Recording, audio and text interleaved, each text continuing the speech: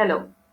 Modifiers in English grammar are so cool because they are elements in a sentence or a clause that modify or describe other elements in the same sentence.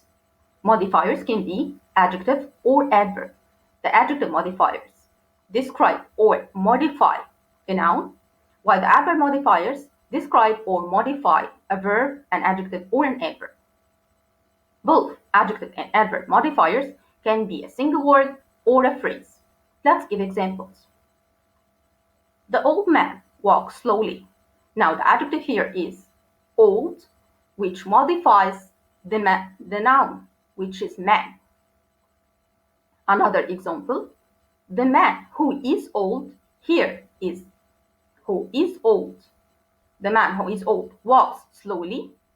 Who is old is the adjective of a phrase which modifies or describes the noun man. So the adjective, whether a single word or a phrase, modifies or describes the noun. Another example of adverb modifiers. She slept well. Well here is the adverb. It describes or modifies the verb slept. How did she sleep? She slept well. Another example, I saw an extremely beautiful view. Now, the adverb extremely here, which is the adverb, modifies the adjective beautiful. To what extent was it beautiful? It was extremely beautiful. So the adverb here modifies or describes the adjective.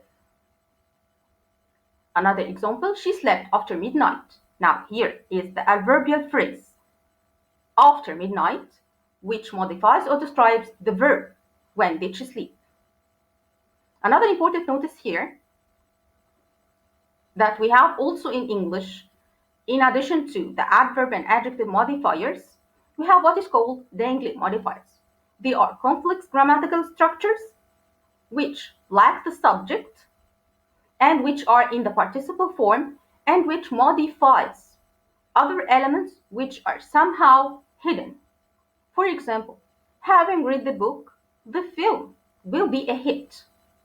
So, having read the book is the modifier, is the dangling modifier, which modifies or describes how the film would be.